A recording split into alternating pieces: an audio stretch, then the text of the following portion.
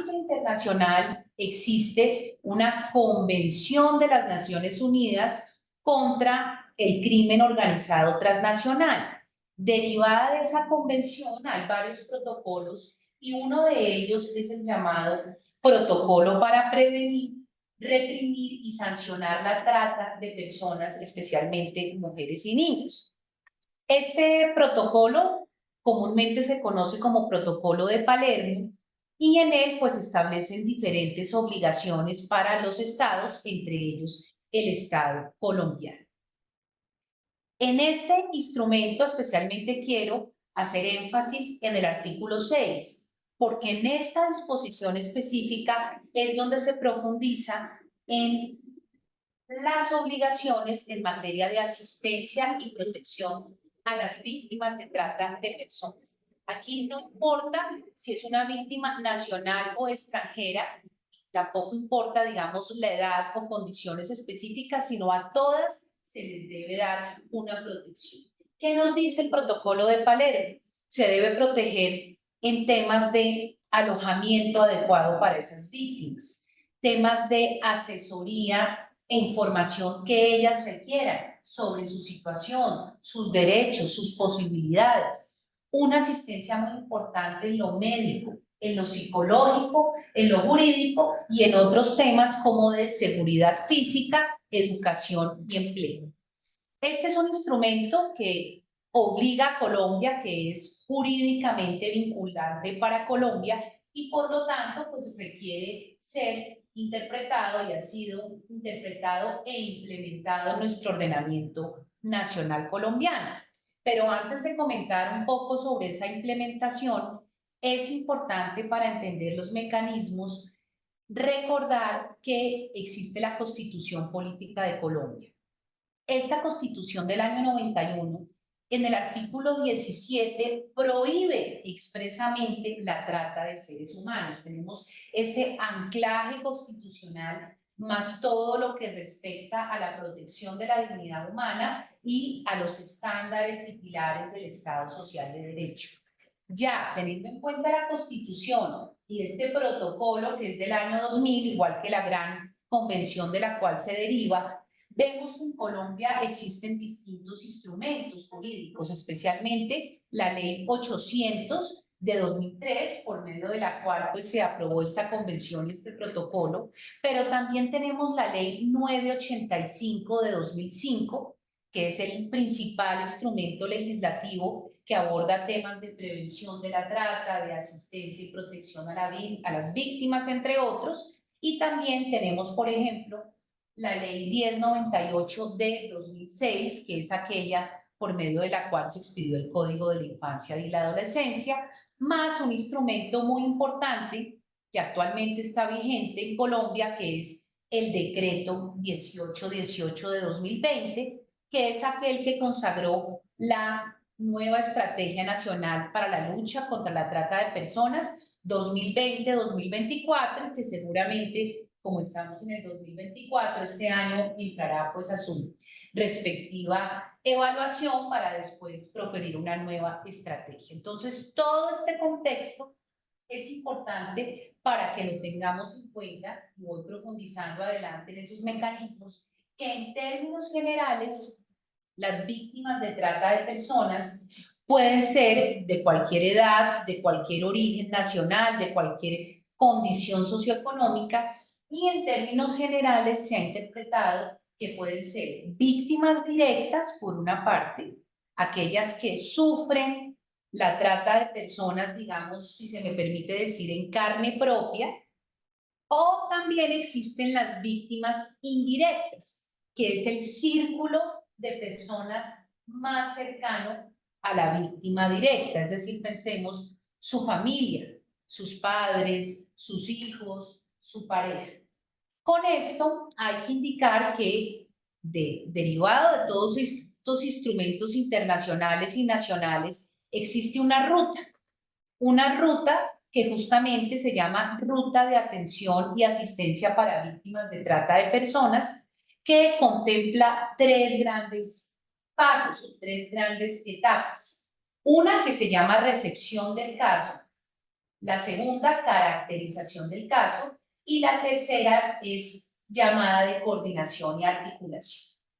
Esta ruta busca brindarle una protección integral a las víctimas de trata de personas, informarles de unos mecanismos que se deben activar y divide en dos grandes partes el tipo de asistencia que se le da a las víctimas de trata de personas.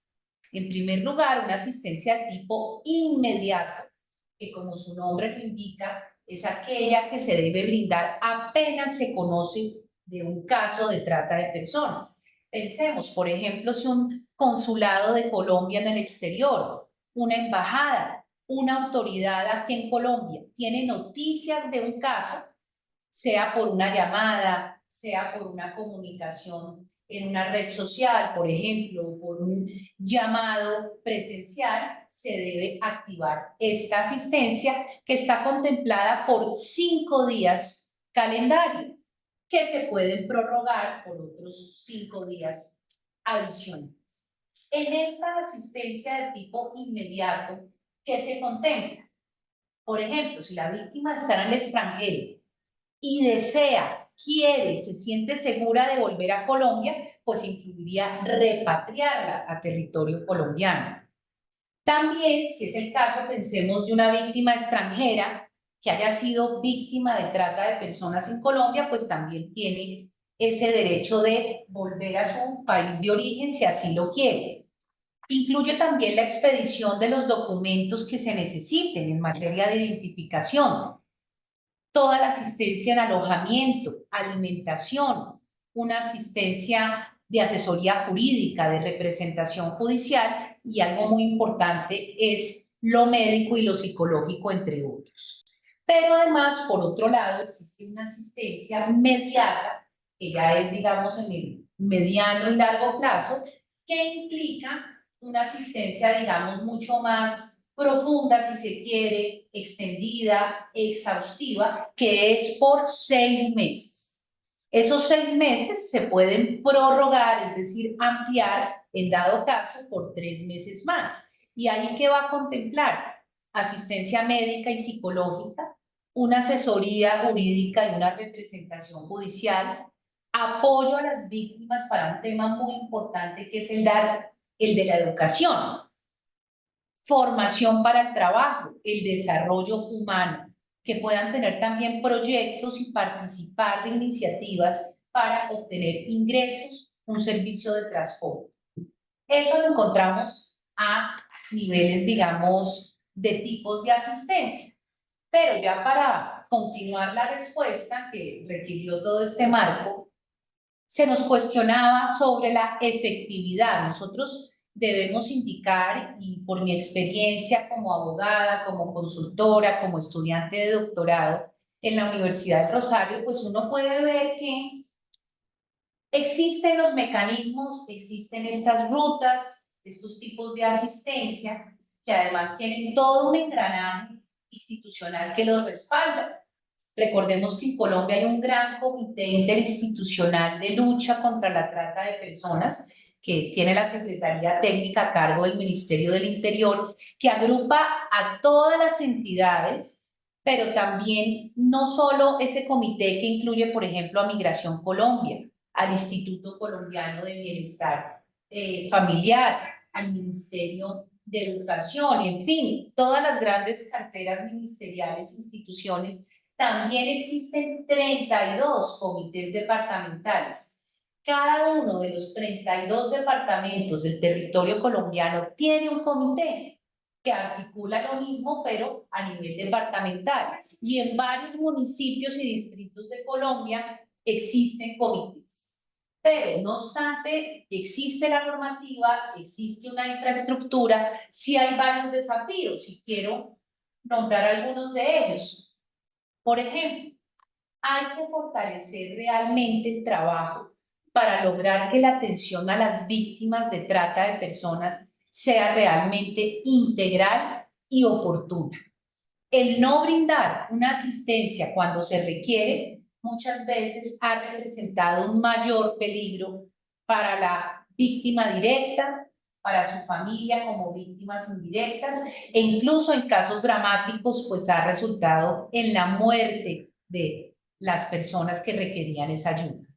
En una segunda medida hay un desafío que es que realmente se pueda hacer un seguimiento a la víctima y estos son desafíos que se han ventilado y se han conocido en escenarios institucionales, académicos, de proyectos y entre otros.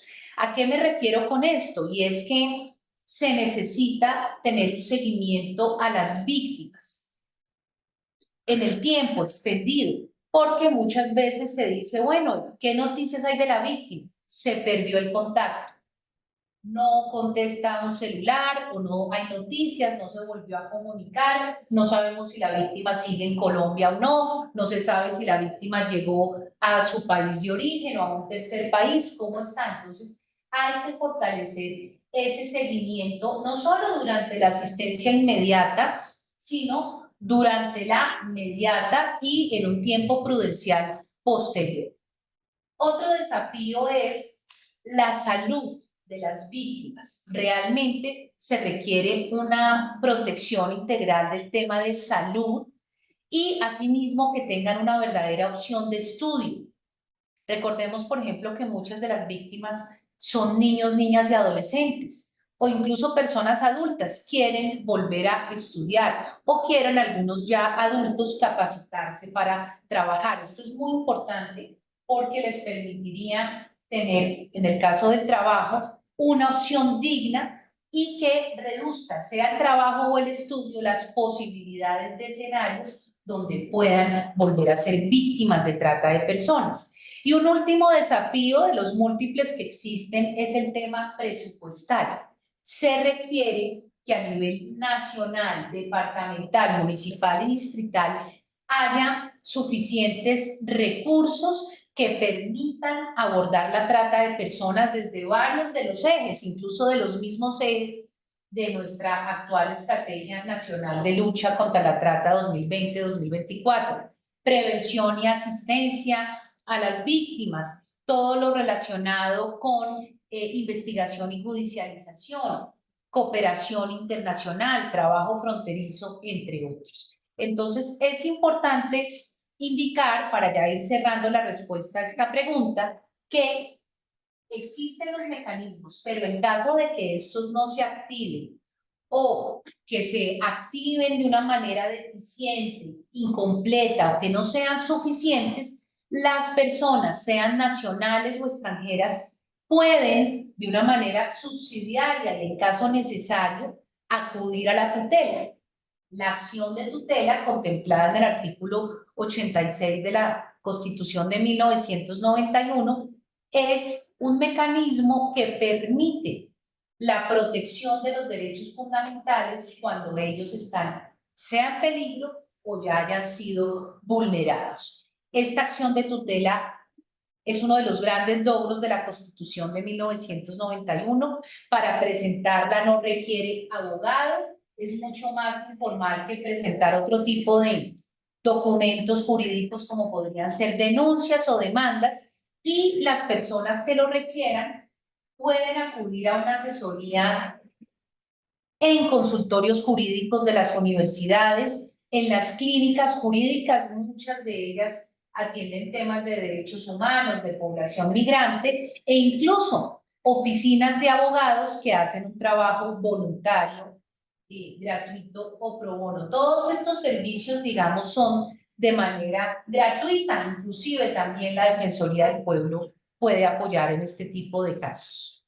Para las sobrevivientes de la trata de personas, para las víctimas de la trata de personas, el acceso a la ley siempre ha estado en cuestión.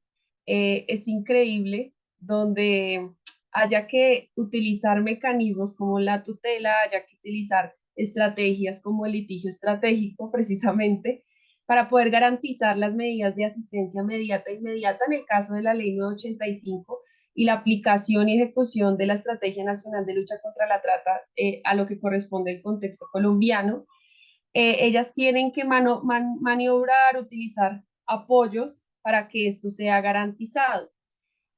No es un secreto que en Colombia estamos bajo la sombrilla del Protocolo de Palermo, que fue una iniciativa muy interesante hace 24 años, pero las nuevas modalidades también se quedan cortas y se quedan por fuera de este tipo de mecanismos que nos ofrece tanto el protocolo como la adaptación a la ley colombiana.